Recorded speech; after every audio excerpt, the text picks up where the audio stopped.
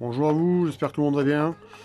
Donc comme tous les lundis, des nouvelles des poules, voilà aussi. Donc là les 3 poules du collège, en pleine forme, hein. Donc après 4 semaines là tout se passe bien. Euh, Comme chaque lundi, je vous proposer un petit tuto. Donc aujourd'hui on avait fait il y a 15 jours des semis, on va regarder un petit peu où ça en est. Et puis je proposais de faire une sorte de mini-serre pour pouvoir un petit peu accélérer le lever des semis, hein.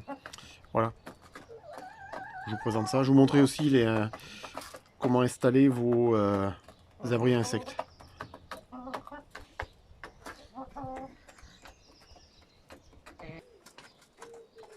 Donc voilà, donc là j'en ai installé un sur le grillage, tout simplement accroché.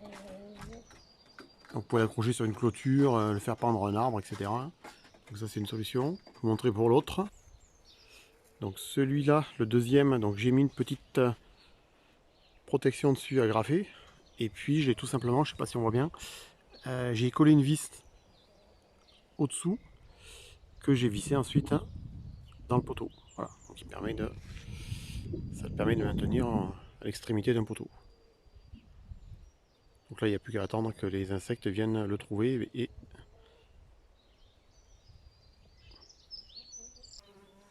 voilà donc ce que ça donne après.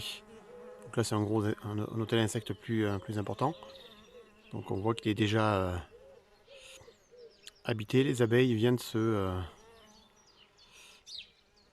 nourrir les larves qui est à l'intérieur. Voilà. Donc chaque petit tige de bambou est soit bouché pour attendre l'éclosion, transformation en abeille, soit les abeilles viennent y amener de la nourriture, stocker la nourriture à l'intérieur.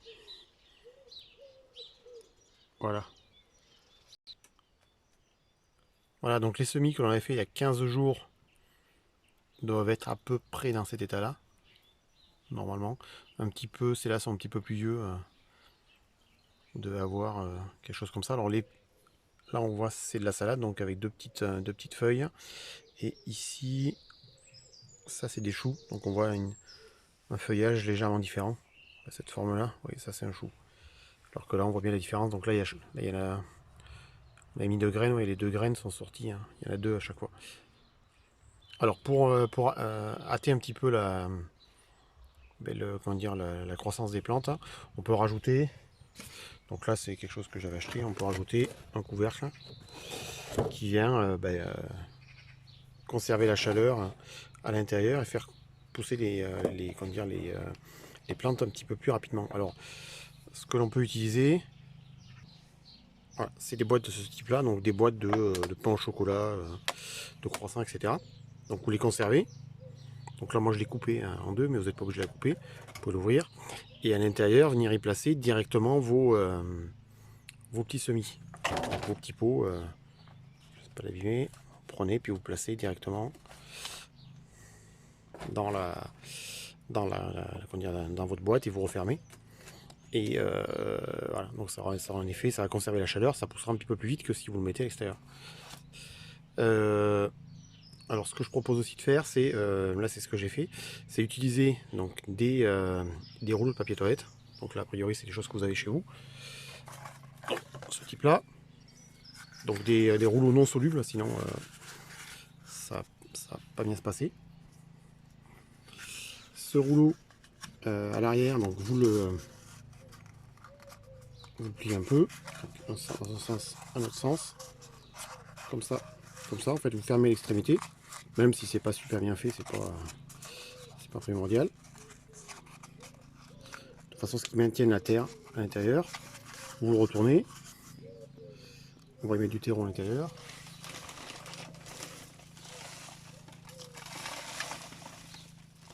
Voilà.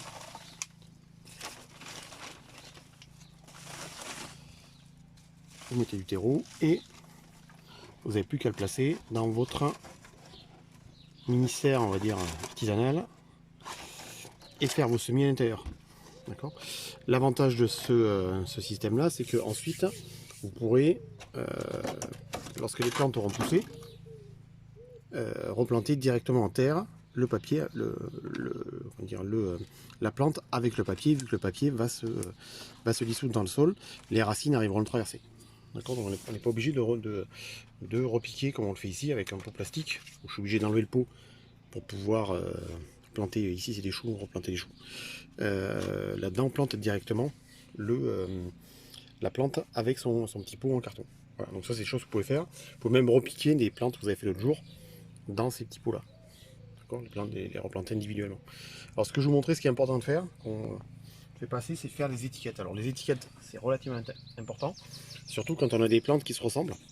Oui, bon là j'arrive à les reconnaître, mais si je mélange des choux de différentes variétés, je ne saurais plus si c'est des choux Milan, si c'est des choux fourragés comme là, ou autre chose.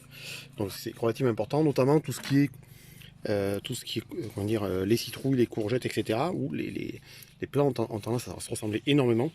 Donc si on les mélange, on ne les reconnaît pas. Donc là, ce que je vous propose de faire, c'est des étiquettes. Alors vous gardez vos boîtes de camembert, donc la partie en bois, donc ce côté-là, et vous n'avez plus qu'à découper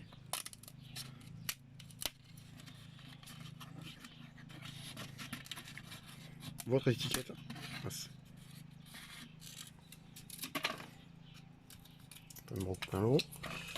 Faire des petites languettes comme ça, vous marquez vos noms dessus, et vous n'avez plus qu'à placer dans votre petit godet le nom de la plante que vous avez mis dessus. Donc celle-ci, vous pouvez même récupérer le fond. Hein. Donc de préférence des boîtes en bois, celle-ci en carton. Hein. Donc pour récupérer le fond, de la même façon, hop,